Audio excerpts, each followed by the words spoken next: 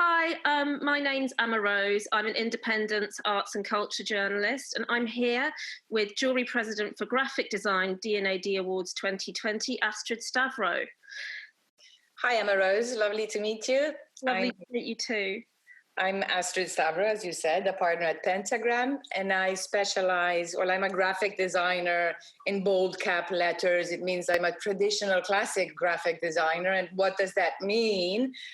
I wonder that sometimes myself, but it basically means that I do all sorts of graphic design applied to exhibitions, editorial, so that's books, catalogs for museums, etc. Branding, of course, so logotypes, brand identities, websites, and I don't know, and anything else you can use graphic design for, basically, and packaging, a lot of packaging.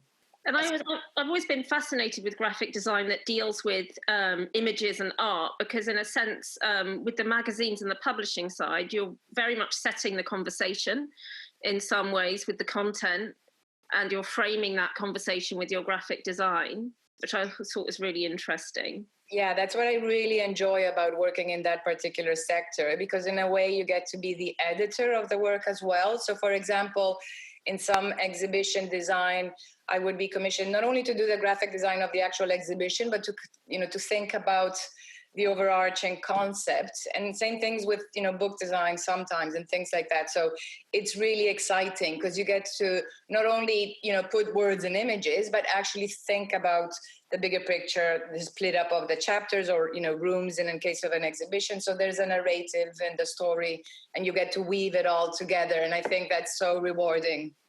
Yeah, absolutely. Yeah. Yes. And it goes down in history. It doesn't go anywhere. It doesn't disappear. You've done other work, of course, like National Ambulance Mental Health Group. Could you talk me through some of those?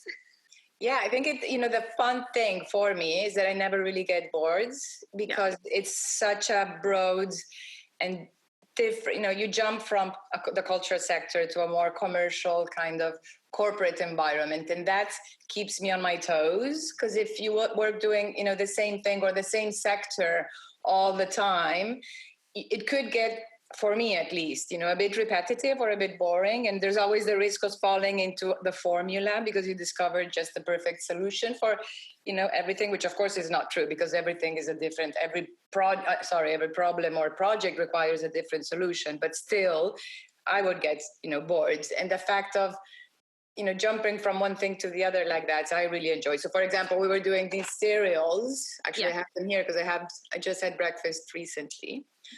And these are off limits. And this is like a totally bonkers packaging project that we did for a startup in New York. Yeah. And this came through a book for Fiden called Breakfast that I designed for the CEO of, the founder of Off Limits. And she's obsessed with all things breakfast. And she called me and said, I want to get in touch with you. Are you the designer of Breakfast, the book? Because I absolutely love it. I'm the author. I'm going to start the cereal brand. Do you want to design it? Let's do this together. And I'm like, Emily, of course, and it was so nice for, a kind of more commercial, perhaps, packaging project to come through a book, which is, actually the first time it happens. And I mean, look at the result. It's kind of this really fantastic. It's crazy. It's really interesting as well. Emily's ideas and all of that. It's like this entire universe of crazy characters, and it's lots of fun. Yeah, so it's fun. It's basically fun and exciting, and one thing feeds into the other, I think, interestingly. That's wonderful. And just moving on to the D&AD Awards, what was the judging process like this time around? I know some people were judging remotely, but you, I think, managed to judge in person. Yeah, we were one of the lucky ones, and it's really recent because it was about, I think, last week or 2 weeks ago. And, it's been, I've done lots of judging before, but this one I have to say, both at D&AD and in other places, I really, really enjoyed it. I mean, I always enjoy judging, but this one in particular, I seriously enjoyed, because the team of judges was amazing. When you it's like almost like a reality TV show thing, and you put a bunch of judges in a room and it could go sour. Sometimes you get, it's a bit well, it's different people that, don't necessarily know each other into a room for 4 days in a row. And this time it was just a really perfect mixture of people, both in their, personalities and also disciplines. So, from the younger, maybe perhaps less known or, new in the industry kind of people, and just different voices from different ages, and a very good spirit and a sense of humor. And especially the sense of humor is what made it so much fun, because we laughed a lot. And of course we were very thorough and rigorous and professional, but when you can do that with a laugh, I think it's just amazing. Yeah, so it was really rewarding. I'm glad. That's wonderful to hear. I'm glad that someone is having a good time right now. But graphic design, it's kind of, I feel like it's a traditional profession within advertising, and I wonder, what is graphic design in 2020 as opposed to graphic design as it was in 1960? That's a very interesting question, and I think we would need more time than what we have to answer it. But back then, I think probably one of the main differences is back in the days, a graphic designer did everything, and because of and now things there's more specialisms, so there's more isms than what there were back in the 50s or 60s in the Mad Men area, but in terms of isms. But what design is in essence, which is about solving problems, I think that hasn't changed. And it's about thinking, and that hasn't changed. And it doesn't matter how much, technology has, thankfully, brought us forward, and we can do amazing things with technology. At the end of the day, for me, it's all about thinking. And I think that really hasn't changed. So to answer your question, a lot has changed, but a lot hasn't. So I think, in a way, it's the same thing, just further down the line. If that makes sense. Of course. And what for you makes a really brilliant piece of graphic design? It's those things. I was looking at the judges when we were, to see, and I was kind of spying on them to, not spying, but in a way, yes, and asking them, what makes you tick? What is it that's, at the end of each day, I would ask each one of them, did you see anything today that really kind of, wow, that just jumped out of the table or something? And there were, and the interesting thing about this is that there's unanimity normally about the pieces that really stand out. So what are the characteristics, what are the qualities of this work that really makes a person tick, or inspiring pieces? And I think at the end of the day, it's a very simple idea that is communicated effectively. It's appropriate, it's relevant, it's innovative, and it's beautifully executed. And I know it seems like this is a formula, and I'm reading this out of a book, but it's actually, it sounds very simple, and it's so complicated. It's actually, to do that is so hard. Just to have a really good idea is hard, and then to make it beautifully executed is harder. It's also equally hard. So it's just for whatever it is that you're solving, and to be innovative with it, and to do something that hasn't been done before, or something that has been done before, but in a totally different way that kind of wows you, and you think, oh, ultimately it's those projects that you think that make you turn green in envy, and you're like, oh God, I wish I'd done that myself. Why didn't I think of that? And those are the projects that at least me, and I think, same for my fellow judges, that those are the projects that we're looking forward to seeing in the D&AD table. That's why we do, we work so hard for 4 days in the graphic design category to really make justice for the work and all, and everything presented. But it's those wow things. And when they happen, it's like, oh, wow, it kind of makes, at least for me, it makes me reconsider why I do what I do. It reminds me of, why I'm a graphic designer. It's so inspiring that it reminds me, hey, I'm here because you have the chance to do this kind of work, this caliber of work. And that is incredibly rewarding. And then you go home thinking, yes, sometimes you forget. Yeah. But it's about this. It's about doing amazing work that can actually maybe even perhaps change society in a way. And what were a couple of projects that you think really stood out for you within the judging process? Actually, one of them I have here in my toilet. Do you want me to go get it? Is that Yes, please. okay? Yeah, Yes, please. So, for example, this one is toilet paper. Oh, wow. Oh, that's gorgeous. Is that Camille Walala? And I just brought a few rolls because I have the entire stack, in the bathroom. But so you just stack them on top of each other and you turn them around and they can start creating different shapes and different things. It's just amazing. And I didn't think that this was going to be in the D&AD. I mean, I didn't expect it to be there. And suddenly I find it on the table and I'm like, yes, it's there. Because this makes me so happy. And it's every time I go to the toilet, I'm just happy. I mean, and who would have ever thought that toilet paper could be so sexy? Yeah, it's gorgeous. It's so beautiful. I still didn't even open a single row. Can you believe it? So, if you ask me, so this for me, I mean, this brings me joy.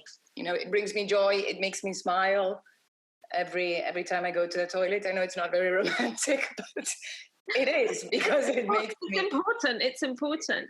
But what was that? What was it for? What's the project and who was the agency? So the agency is Garbit Design in Australia, and it's for a brand called Who Gives a Crap. Which, I mean, the brand is very tongue-in-cheek. The brand is fantastic. And Paul did a special limited edition for them called the Play Edition. And everything about the brand is really the tone of voice. So I knew the brand before, because I consume I'm a consumer. How do you say it? A client, or I subscribe. Also, it's recyclable and it has it's made with bamboo paper and all those things. And Paul did this limited edition for them, which is really fun and playful. Gorgeous, yeah. So this, for example, is a project that I love because it makes me smile. It brings you joy. It's innovative. You've never seen this before in toilet paper. It's groundbreaking. Yeah. In terms of perhaps it's not a yellow pencil. In terms that it's definitely amazing. I think there's different layers of pencils. There's the woods. I mean, there's the short list, then there's the wood, then there's the graphite, then there's the yellow. So sorry, Amah-Rose, I totally went on a tangent with this toilet paper because it gets me so excited, and I think that ultimately good work gets you really excited. It's like, oh yes. One of the contenders. That was one of the contenders and one of your favorites. This is one of my personal favorites, to the point in which when I saw the project, I sent an email to Paul because I know him and he's a friend. And I said, Paul, God, thank you. Thank you for bringing happiness into my toilet life, because... And as the process went on, as you say, it goes from the short list, from the wood to the graphite, to the yellow, to the black. What were the key projects that kind of made it to the top this time? Yeah, so I think that in terms of, there were some that unanimously, we were all pleasantly surprised to see the really good writing for design category. There was amazing work submitted there, really phenomenal work. I think it's been a bit of a thing this year because it was changed. Before it was a category on its own, I believe, or part of something else, and now it's been moved into graphic design. Uh-huh. So thank God. Well, I'm not a writer. I do write, but I'm not a professional writer, and we had 2 professional writers in the team. And they were amazing, to kind of, for us laymen, to explain this. And of course, but it's writing for design, so within a design context. Sure. So 2 projects in particular that I loved is 25 sculptures in 5 dimensions, which is a self-promotional piece for a copywriter. And he created an installation in, I don't know, it's not a museum, but an installation piece with these giant notepads on plinths, so you could actually tear off sheets of paper and read it. And the text is amazing. The design is absolutely beautiful. I mean, just everything about it is stunning. And if you think that this is a self-promotional piece for a copywriter, to do this installation and with such beauty and such courage, I'd say, is, wow. It's one of those wow things. Is what does a good job require? WOW. It has to have the wow thing, the wow thing in concept, the wow thing in execution. There's another piece called AWO, All Watch Tover, that were also in writing for design, that were a series of posters and basically a way of, visualize. It's a company, AWO, that is about data. Mm-hmm. It's a very dry kind of, data. If you say data, a lot of people would get scared. I get scared if you say it's about data. I would say, oh God, no. Do you know what I mean? It's like one of those boring things. And the way in which I think it was submitted into graphic for design and posters, the way in which they make data sexy again, and just beautiful, and bring data to life in a way that is poetic, is amazing. And you see these posters, you read them, and it's like, it's mind-blowing. It's like, oh my God, I love data. It's like kind of, in a totally, I don't want to compare toilet paper to data, but in a way it's like, it's so surprising. It's so like, utilitarian, wow. Yeah. It's like, oh wow. And it reads almost like a Shakespeare poem. Data, boring data, so that was another one. In terms of, another one was printed by Parkinson's. I think this was unanimously voted by all of us, and perhaps one of the projects that was most discussed between all the judges, because it's just in data visualization. This is for Parkinson's disease, and they contacted 6 or 8 sufferers of Parkinson's disease and asked them to find to talk about an object that they found challenging to use at the beginning of their disease. So it's very poetic. It's highly personal, and they and the designers infected a 3D printer with Parkinson's based on the ECG of each one of these people with Parkinson's.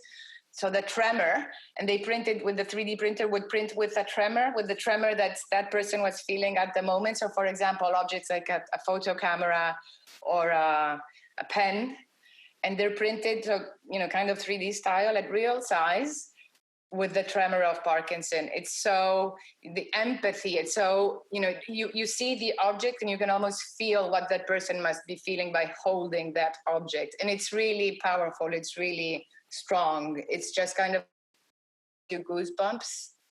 But it seems to be the projects that you like the most this time are a lot about shifts in perception change. Would you say that that's a key part of being good at graphic design, is being able to, I guess it's about identity of data, identity, and shifts in perception of illness there, even with Parkinson's? Well, what I like about, shifts in perception, definitely. There was quite a lot of these projects. I think, and in yellow pencils, often you do see things that challenge perception, definitely. And perhaps when you push them from yellow into blacks, that are transformative in one way or another in terms of what they do in society, or how they, or, for that perception that you're, rightly mentioning, to be absolute. It's like, oh my God.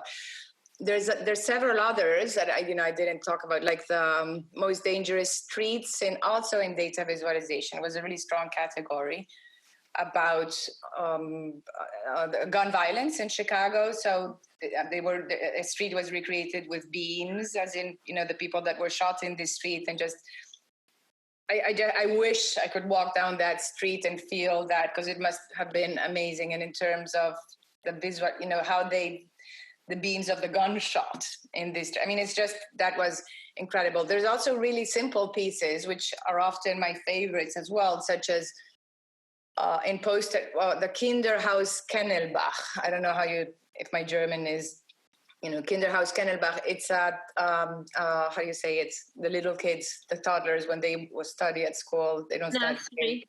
Yeah, a nursery. A nursery in Germany, designed by the kids themselves. So they did the signage. So whoever the designer was said, I want the kids to do it themselves. And it's all done by the kids. So when oh God, sorry, my English is totally nuts here this morning. Okay. The windows need to have drawings on them, because if not, the boys crash into them. So they're called the something windows. So basically everything is, the drawings are by the kids. So like the windows and the signage everywhere, just beautifully done. by the kids themselves. I think it's genius. It's just perfect. It's what it has to be. And I imagine taking my kid to that school and him, being really happy about, it's not something designed by adults for them. It's something done by them. I think that's just really beautiful. There's a book, because I love books. So it's a brochure. So in the catalog section, the title is Jiahui.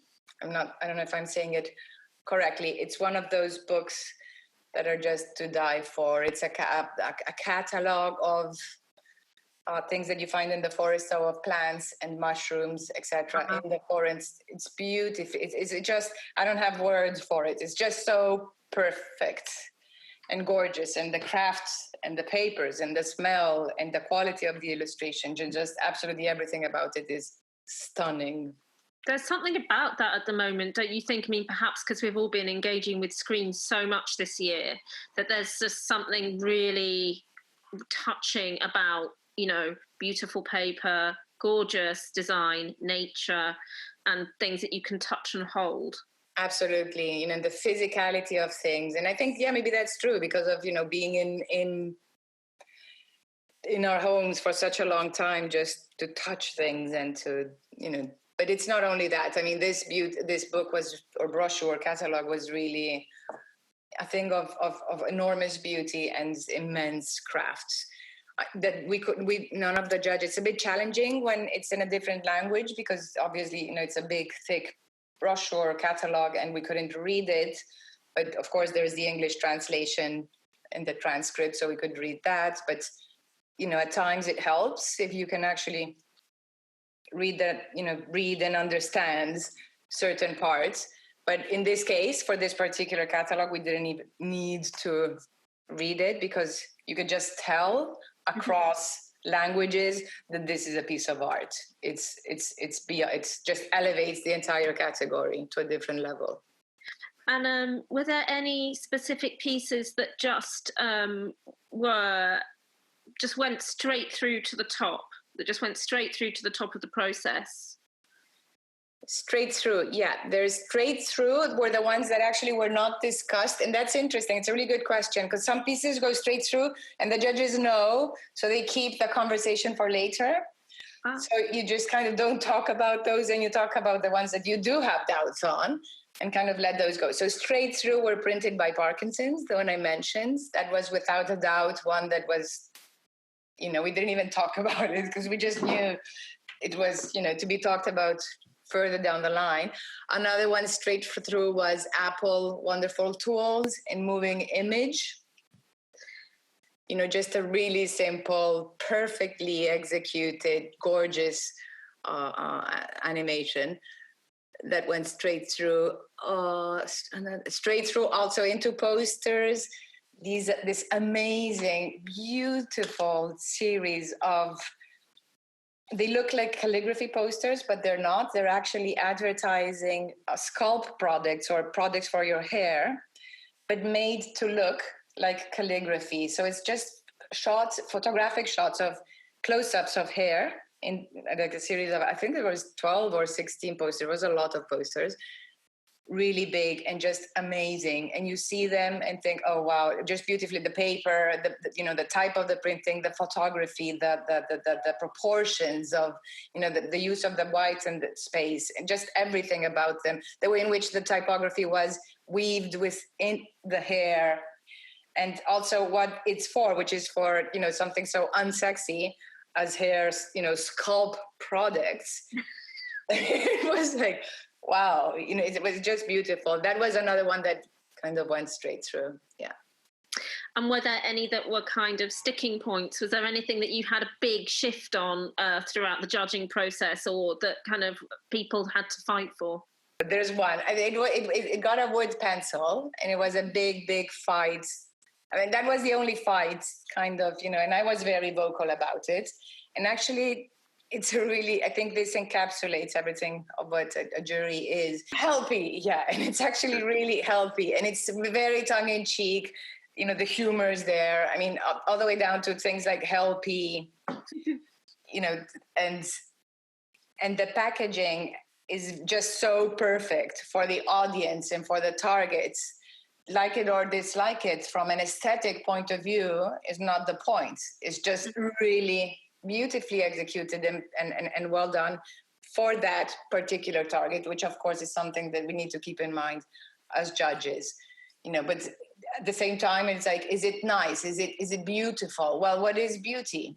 Beauty is a different thing. Beauty, as Oscar Wilde said, is in the eyes of the beholder, right? So, there's no definitive answer on what is beautiful. And the great thing of many judges is that, we think differently. So that was a contentious piece in terms of, the aesthetics of it, because none of the judges were heavy metal fans, and I wish there had been one, because then, but still there were some really adamant, vehement judges saying this is absolutely perfect, for its thing. And actually we did lit the piece on fire because there was because they asked us to, and in order to, the LP asks you to, and it comes with a match. You're supposed to light the thing on fire to actually live the entire, to go through the process. And so we all went outside and put it on fire, and that was so much fun. That was our way of ending the judging symbolically. Is there anything? Did you award a black pencil, and if so, who did it go to? We, in our category, and I speak, for myself and all my fellow judges, because we did have a discussion on black pencil, before the actual black pencil judging, and unanimously we all put forward within the yellow pencils in the graphic design category. We pushed for printed by Parkinson's, because we thought that was on another level, and so that's the one I pushed forward on behalf of everyone during the black pencil judging. I know it did get 4 out of 8 votes. And in order to be a black pencil, it needed just one more vote. So it was 1 vote short. I think 3D printers are becoming more and more important and relevant in a lot of our work. And I think that the thing here is about using these technologies in a way that's in a groundbreaking way. And because we are surrounded by new technologies all the time, it's how to really use them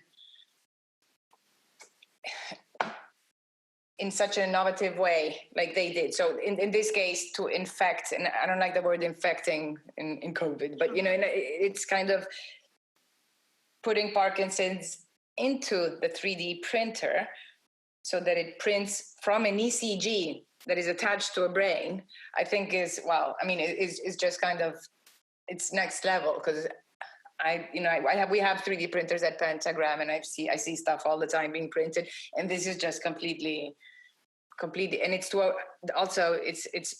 poetic, the way in which it's done. It's the objects that are selected by these people that suffer from Parkinson's that they chose. They speak about the challenges. So there's interviews. You need to go at printedbyparkinsons.org and actually see the videos to really understand it, because I don't think I'm making it justice by speaking of it like this. But it's an awareness campaign to bring awareness to Parkinson's. You could argue about the effectiveness of it because it was a small scale project, and we're not judging effectiveness. We're judging innovation. We're judging brilliance in execution, etc. In terms of how do these objects look, it's not about that. The project is not about making beautiful objects. It's about getting under your skin. It's about the empathy. It's about what you feel when you see these things. It's about the story that it tells. So it's a different kind of. I remember judging black pencils before, and that black pencils is phenomenal because you're just sitting there, talking to these other judges, just goosebump after goosebump after goosebump, and it's like, oh my God. And that, it makes me feel at least like really small, like, oh my God, I have to step up my game here because, and really make things that, what's contrary to what I said before, it's like that we have so much graphic designers, creatives in general, we have so much power. There's so much that we can do to make the world a better place. And it's just phenomenal to see some of our peers, that are effectively doing it on a daily basis or almost daily, or whatever, monthly basis. And it's just really inspiring. I think that's what these awards are all about. So thank you so much. Thank you, Astrid, for your time. Fascinating conversation. I think that's it now.